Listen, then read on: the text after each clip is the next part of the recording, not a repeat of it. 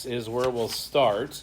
So if you want to find Luke chapter 6, and then after that you can find 2 Samuel, 2 Samuel 16. So we'll go to both of those places, but we'll start in Luke first.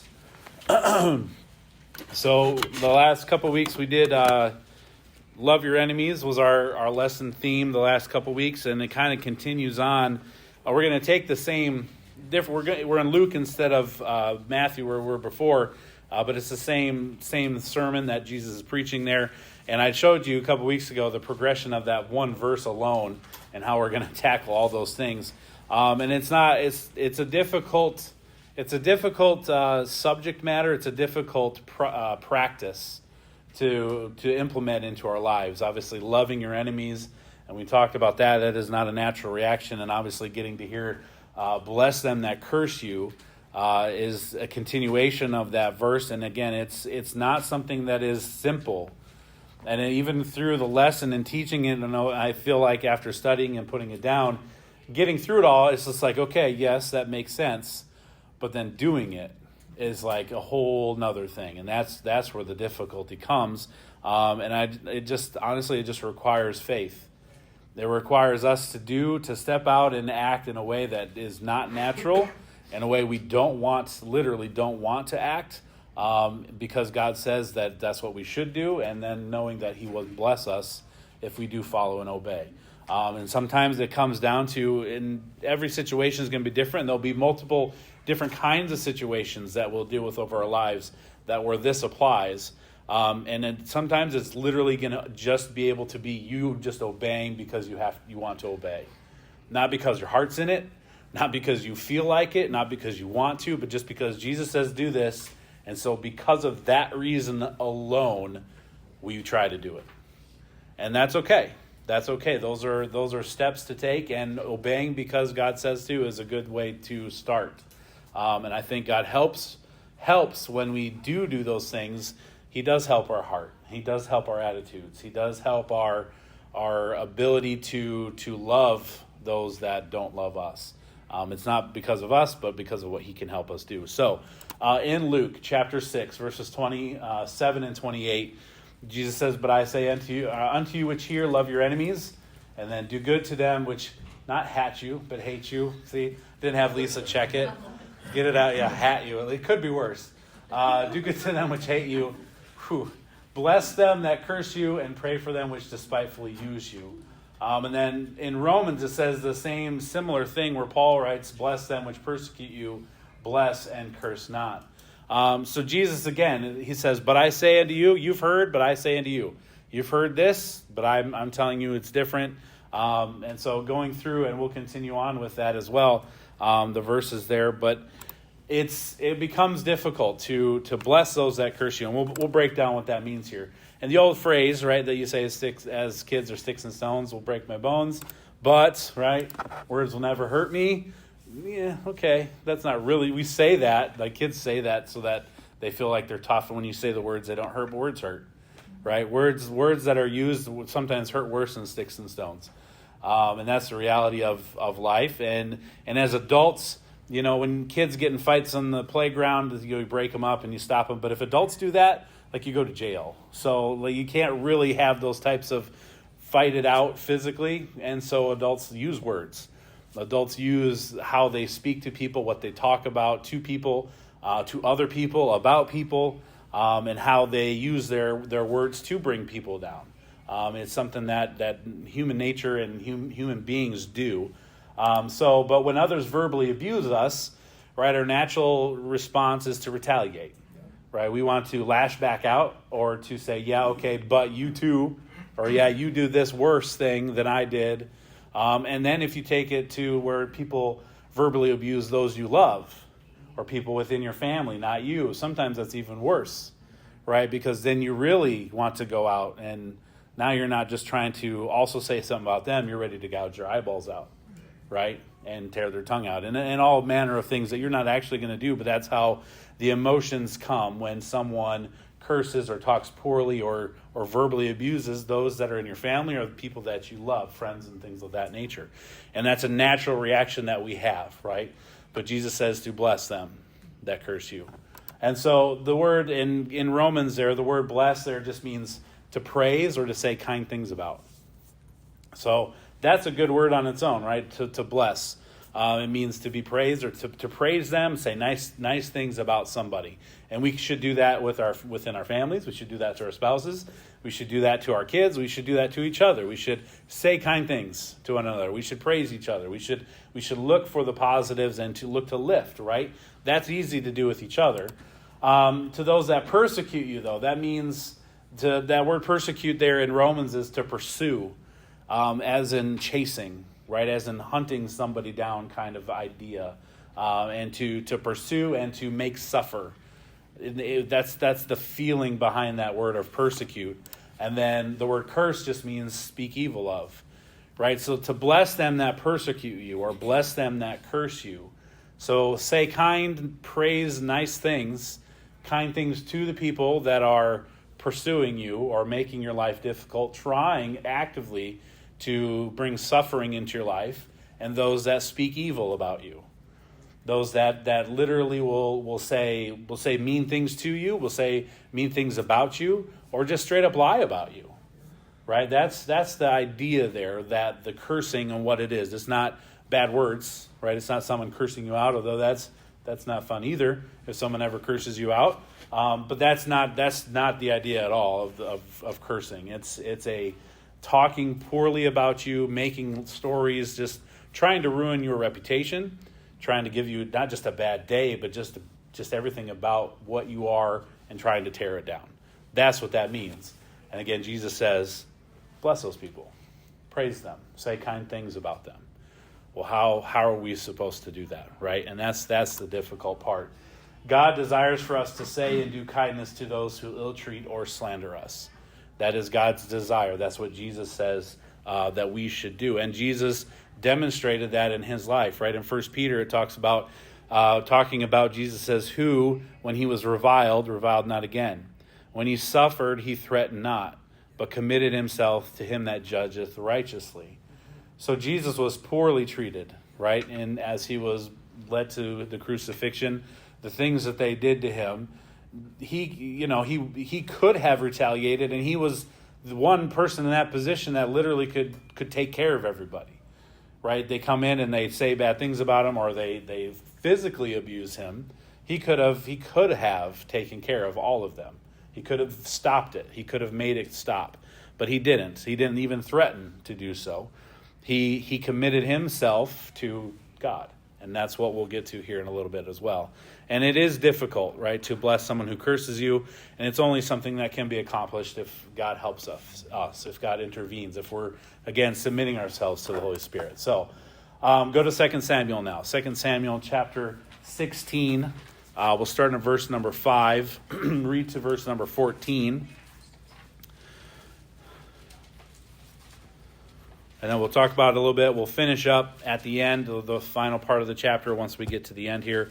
But starting at verse 5, 2 Samuel chapter 16, verse 5. And you might be familiar with the story here, but verse 5 says that when King David came to Bahurim, behold, thence came out a man of the family of the house of Saul. Again, remember, Saul was the king before David, whose name was Shimei, the son of Gera. He came forth and cursed still as he came. And he cast stones at David, and all the servants of King David, and all the people and all the mighty men were on his right hand and on his left. And thus said Shimei when he cursed, come out, thou bloody man, and thou man of Belial, or the devil. Verse 8, the Lord hath returned upon thee all the blood of the house of Saul, in whose stead thou hast reigned, and the Lord hath delivered the kingdom into the hand of Absalom thy son. And behold, thou art taken in thy mischief, because thou art a bloody man. So in this time frame, Absalom is rebelling against his father, David. Absalom is David's son. He's rebelling against his father, trying to take the kingdom from David. And as David comes into this town, you have Shimei, who's part of Saul's family. And he is blaming the things that are happening to David on the fact that of the things that he did to Saul, even though he did nothing to Saul. And we know that God took the kingdom from Saul and gave it to David. David actually abstained from doing anything to Saul. But according to Shimei, all the things that are happening here to David in his life are because of all the things that David did to his family, to Shimei's family, Saul's family. So Shimei, he assumes that the things that are happening to David are because of what he has done. Obviously, he's incorrect, right? We know that this is not a judgment of God on David at all, and he proves it out towards the end too. But David's response is not what we would expect it to be necessarily. So in verse number 9, then said Abishai, the son of Zeruiah, unto the king, why shouldest this dead dog curse my lord the king? Again, he's got his mighty men all around him. Let me go over, I pray thee, and take off his head. And that's what we want to do. When people curse us or curse somebody you love, you want to just go take their head off, right? Verse number 10, and the king said, what have I to do with you, ye sons of Zeruiah? So let him curse, because the Lord hath said unto him, curse David. Who shall then say, wherefore hast thou done so? And David said to Abishai and to all his servants, behold, my son, which came forth of my bowels, seeketh my life. How much more now may this Benjamite do it? Let him alone, let him curse, for the Lord hath bidden him. Verse 12, it may be that the Lord will look on mine affliction, and that the Lord will requite me good for his cursing this day. And as David and his men went by the way, Shimei went along on the hillside over against him, and cursed as he went, and threw stones at him, and cast dust. And the king and all the people that were with him came weary and refreshed themselves there. So the response of David's mighty men are the exact response that is natural. Let's go knock his block off. Even on top of that, David is king. He's expected to be treated a certain way as the king. So regardless, the Shimei he has put his life in their hands, really, by doing these things. And so he's cursing them. He's throwing stones at them. He's not just, sending bad Facebook posts, or mean texts or mean, tweets. He's literally throwing stones, cursing him, and saying terrible things about him and his family with all his people, all his friends, and his guards around him. And his guards are ready to take care of him. Let's get rid of this guy. And David says, no, it's okay. Maybe God told him to do this. Maybe I deserve it. Let's just and he gets to a point where he's like, there's bigger problems we have here than this guy cursing me. And so he tells them to leave him alone. They leave him alone, and he continues. So David really shows him some mercy. I don't know if Shimei knows it in the moment, but David shows him some mercy by not allowing his men to kill him. And he continues with the barrage of cursing, of throwing stones and kicking dust. I mean, he is causing a scene, to be sure. And David allows that to happen. So David allows that persecution towards himself, and his response illustrates the verses of bless them that curse you. He refused to respond the way his mighty men wanted him to. So his example here, and we'll talk about the specifics, teaches us three truths about God's command to bless them that curse you. The first one is that you need to remember that God allowed it, right? Verse number 10, the king said, what have I had to do with you, ye sons of Zeruiah? So let him curse, because the Lord had said unto him, curse David. Who then shall say, wherefore hast thou done so? Now, is God actually saying to Shimei, go curse David? No. But David's saying, God's not stopping him. God's allowing it to happen. So who am I to stop it in this moment, right? So David recognized that God allowed that treatment towards him in that moment. Was it fair? No. Should it have happened? No. He had the means wherewithal to stop it from happening, and no one would have judged him for stopping it. They would have killed Shimei and moved on, and not another person would have cared or thought twice about what happened. But he didn't. He recognized that God allowed it to happen. So God may allow us to endure criticism, and we could take that would be like the very far easy end of cursing, where it's criticism. Obviously, David's is suffering way more than criticism here, right? It's more aggressive than that. But God can allow sometimes things to come into our lives that are hurtful towards us, people that are trying to bring us down and demean us. He may allow it, one, for us to see ourselves. David kind of takes a look at himself, and we'll talk here in a minute that, it's not the biggest problem in his life at the moment for David, right? His son is trying to kill him and take his kingdom from him. So somebody like this throwing insults and rocks even at him is kind of, God allowed it to happen. I'm in the situation. I'm not going to overreact and take his head off. I'm just going to allow him to It's not going to be up to me to take care of it. And so God sometimes can let unkindly criticisms even come our way to maybe point out some valuable truths in our lives. Nobody likes to be told they're doing something wrong, right? Even if we say we have a good, humble spirit, open mind, willingness to a teachable heart, but if someone comes to you and says, hey, I think you messed up here. I think you're being a little prideful here. I think you've done wrong here. Even from the sources that are closest to us, let alone people that just don't like us, our walls go up. We get defensive. We become hurt. We get angry. I mean, it's a natural reaction. You probably have done it in your marriage, right? If your spouse has ever pointed out something to you in your life that is not what they want or think it should be, and you hear those things, your natural reaction is to get angry, to get defensive, to get frustrated. And sometimes God allows some criticism in our lives to kind of show ourselves we need to take a look in ourselves, take a look in the mirror. There might be some truth there. And we do need to be willing to have a humble spirit, right? When people come to you and criticize you, you need to be willing not to just to immediately be ready to jump down their throats and say, how dare you? Do you know what you did? Or you know what I see about you that's not good? That kind of response is not the response that I think God would have us to have. And even if it's not someone trying to help us, not actually doesn't have our best interest at heart, but actually is trying to just take you down a peg, you can learn from that too. You can take some lessons from someone that's not trying to be helpful, but trying to be mean, but still may have a little bit of truth in there that you could be willing to say, okay, maybe I can improve in this area. Maybe I do need to do better at this. So that's possible. And again, that's the very far side of light criticism to be cursing, right? That's someone that's being unkindly and persecuting.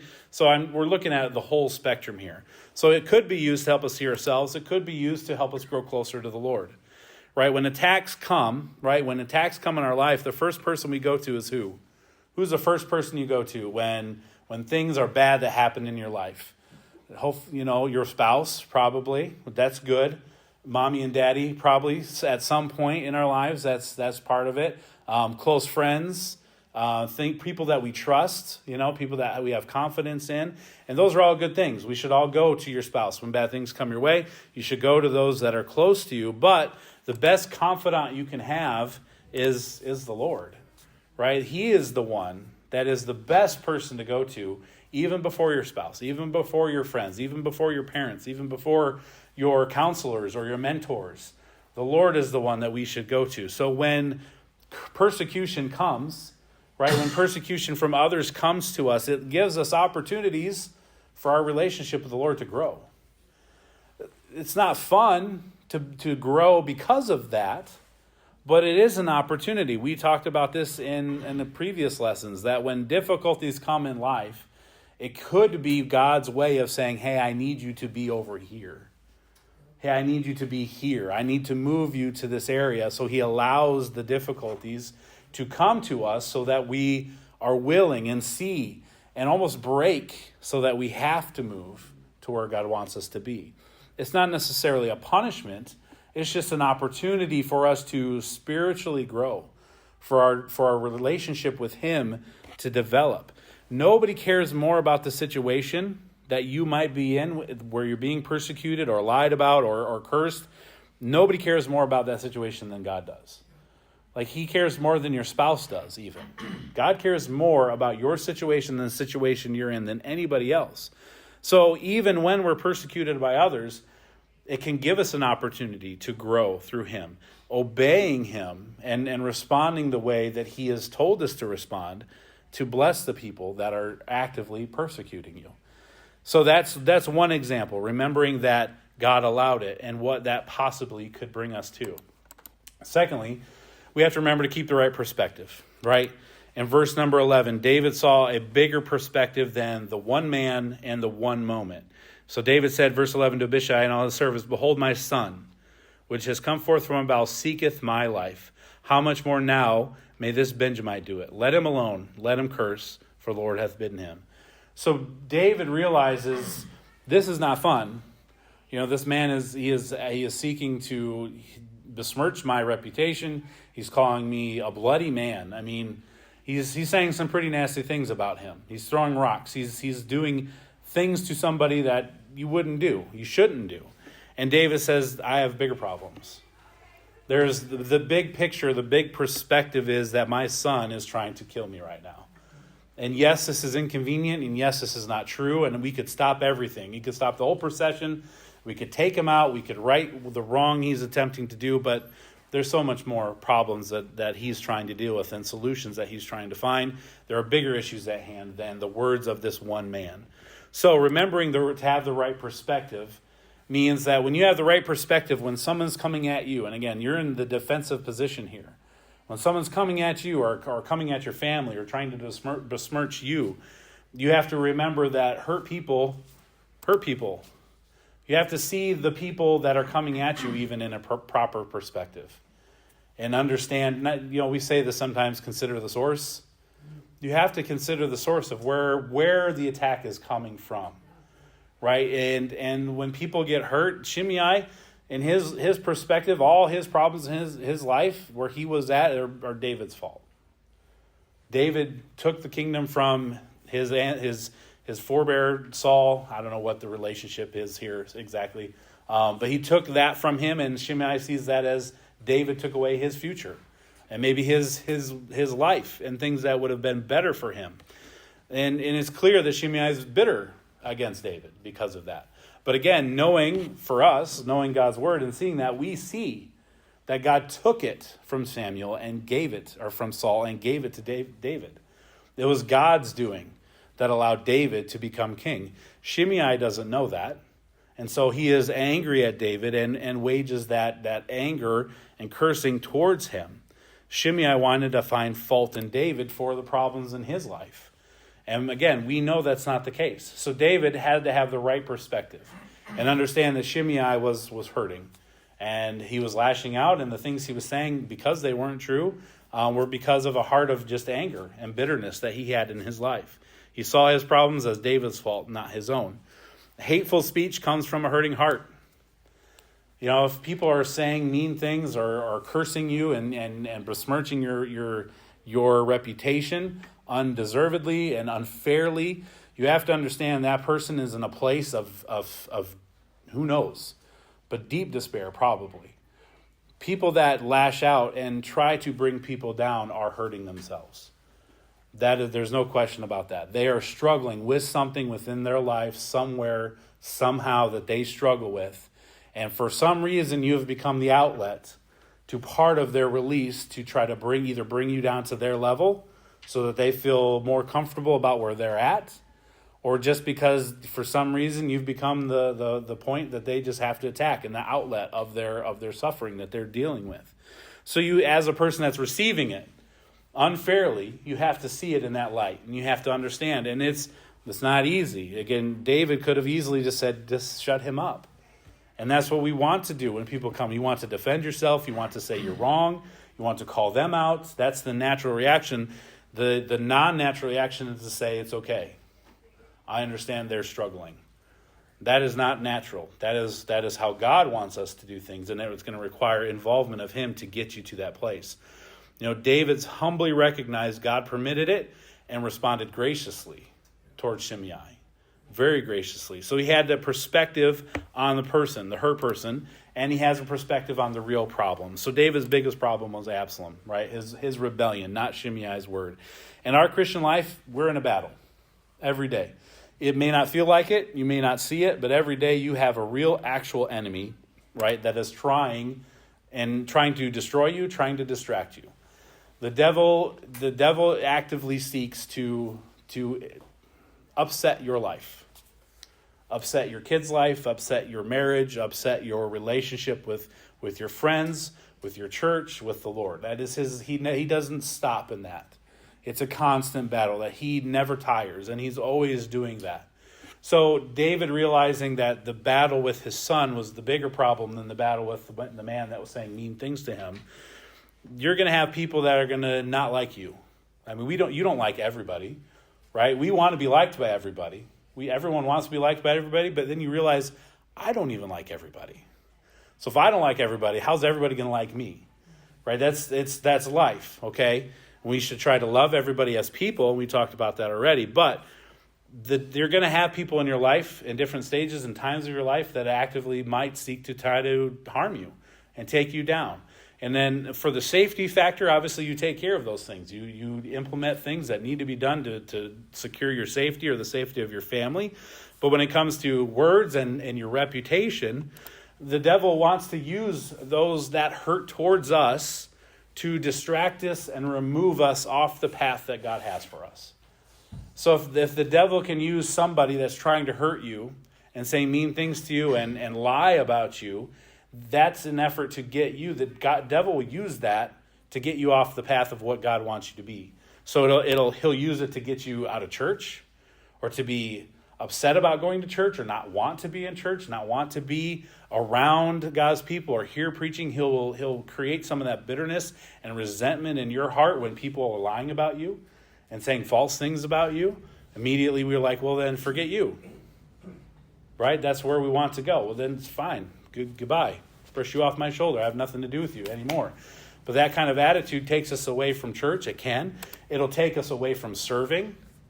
Right? That kind of hurt that someone is trying to get to you, if you allow it to get to you, the devil wants it to get to you, so you stop going to church as much as you were, that you stop getting involved in serving as much as you were. Maybe you got to take a step back. And there's nothing wrong with taking a step back sometimes on certain ministries or certain things that you're doing.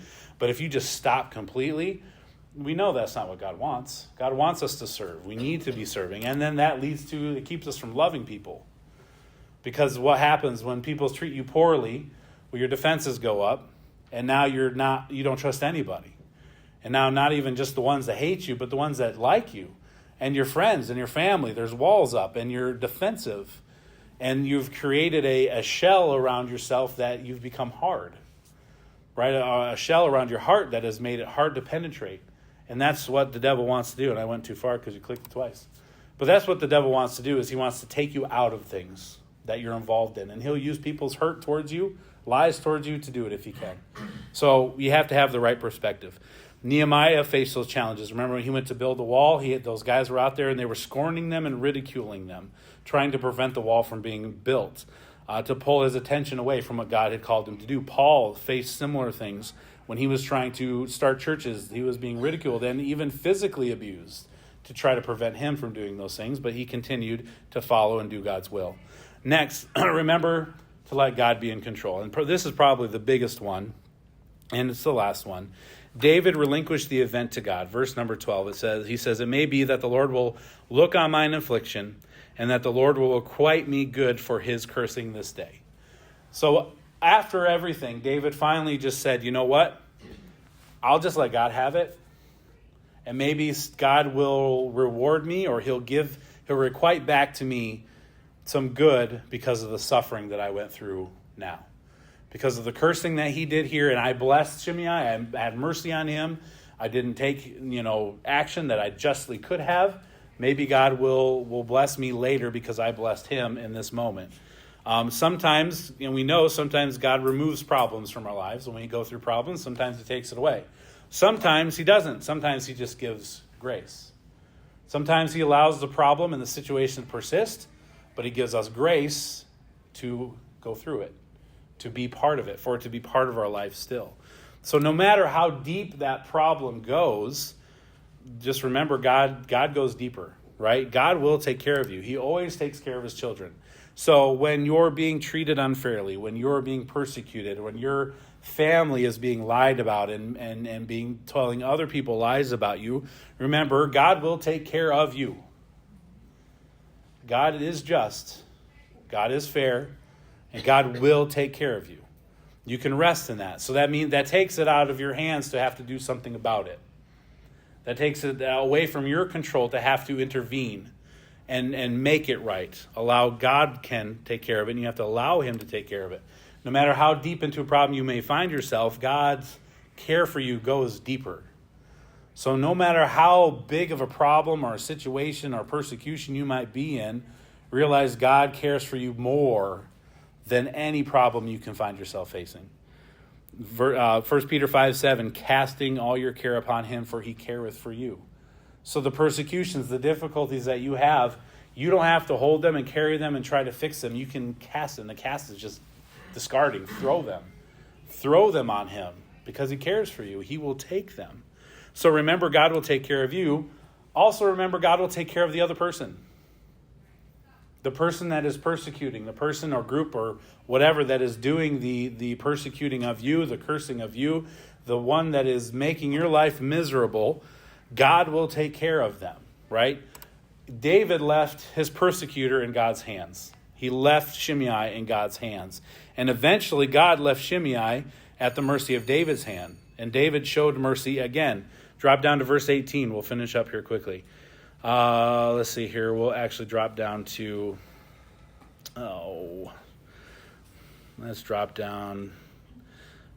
Actually, now, well, rather than, basically, God allows Shimei to come into David's control where he could do something about it.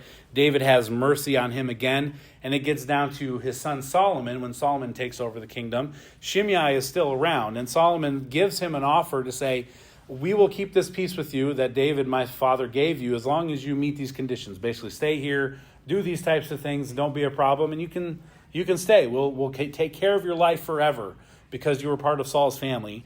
And Shimei breaks that covenant that Solomon has with him, and Solomon has him executed. So even though David showed him mercy, and Shimei does come to him, and I wish I didn't write it down. I don't want to search for it at the moment. But Shimei does come to David and falls down and says, I'm so sorry. I should not have done what I did. I'm sorry. I curse at you. I should not have done that. Please be merciful to me. I know I deserve to die, but I'm so sorry. And David's like, fine. He gives them mercy. He doesn't kill them.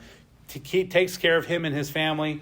Even though that Shimei apologized, clearly his heart never changed because it comes down to Solomon and he has the same issues.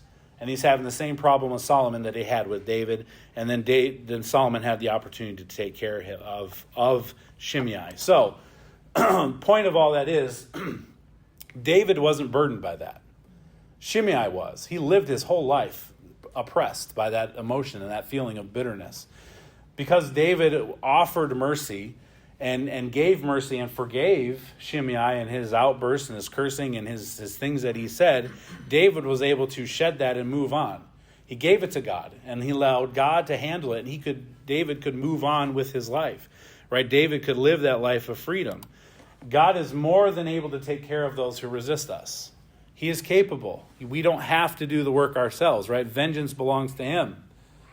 That God says that he will settle our scores. Right? In 2 Timothy 4:14, Paul is telling Timothy, and Paul had situations like this. He said, Alexander the coppersmith did me much evil. The Lord reward him according to his works. So Paul dealt with things that we deal with. I mean, Alexander the coppersmith was a jerk. He did evil to Paul. Who knows? Besmirched his reputation. Who knows what he did? But he did evil to Paul, and Paul says, give it to God. I let the Lord take care of it. The Lord return to him according to what he did. So when you are cursed, when you are oppressed, when you are persecuted, remember that even when you're lied about or your family's lied about, remember God allowed it to happen. God is aware that it is in your life. God is aware that you're going through it. God is aware that you're suffering in these moments and that you're being lied about, that your reputation might be, someone's trying to destroy your reputation or your word or who you are, what you stand for, right? God allowed it to happen. So if we know that, you can trust in him. Keep the right perspective about the whole situation, the big perspective, not just this moment, but the entire perspective of everything, and then let God be in control. Again, easier said than put into practice. It requires us to have faith. It requires us to let go. It requires us to say, as much as I want to go set the record straight, as much as I want to take that person that is and just grab him by the shoulders and shake him, out of frustration, out of anger, out of justice, right? You want to do those things. God says, bless them. Says, be kindly to them. Praise them. Let God handle it. And that requires us to have faith and trust that God can and will. And we know that up here. We know that's true. But when you're in the moment, it's really hard to say, I believe it, and then act accordingly. It's hard. It's hard to let those things go and say, yes, I know God can handle it, and I'm going to let him handle it. Say, I know God can handle it, but I'm going to kind of go over here and try to take care of some of these things. It's a big step of faith to bless those that curse you. But God gives us that instruction. Jesus himself gives us that commandment as Christians. He says, you've heard, but I say to you, love your enemies, bless them that curse you. And the way we do that is that we have to give it to God. And it has to be intentional. And it almost has to be a daily thing. Hopefully it helps.